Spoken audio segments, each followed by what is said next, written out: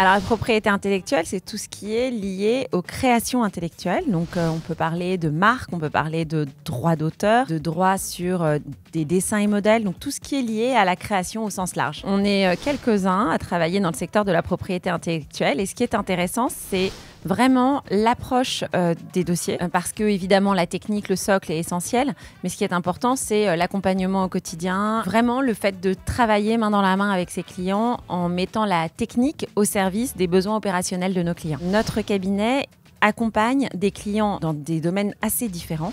On représente des sociétés dans le secteur du luxe, dans le secteur de la mode, des cosmétiques, dans le secteur automobile. On a aussi des clients dans le secteur des jeux. Mais vraiment, ce qui fait notre force, c'est de les accompagner sur leurs problématiques propriété intellectuelle à 365. Ce qui signifie qu'on fait à la fois des dépôts, des stratégies françaises et internationales de protection de droits. On a beaucoup de clients qui concèdent des licences de marque parce qu'il s'agit de grands groupes et que dans certains domaines d'activité, ils concèdent des licences à des tiers. On fait aussi beaucoup de surveillance, de lutte anti-contrefaçon, de contentieux. On a des clients en France et des clients à l'international. Et ce qui est intéressant, c'est que nos clients français, on les accompagne avec un réseau de correspondance sur leurs problématiques à l'international. Et nos clients internationaux, évidemment, on les accompagne sur les sujets en français. En matière de propriété intellectuelle, les sujets qui reviennent le plus, c'est vraiment la protection des marques, à savoir comment on protège sa marque, où est-ce qu'on la protège. Ce qui revient aussi beaucoup et ce qui est un sujet vraiment très récurrent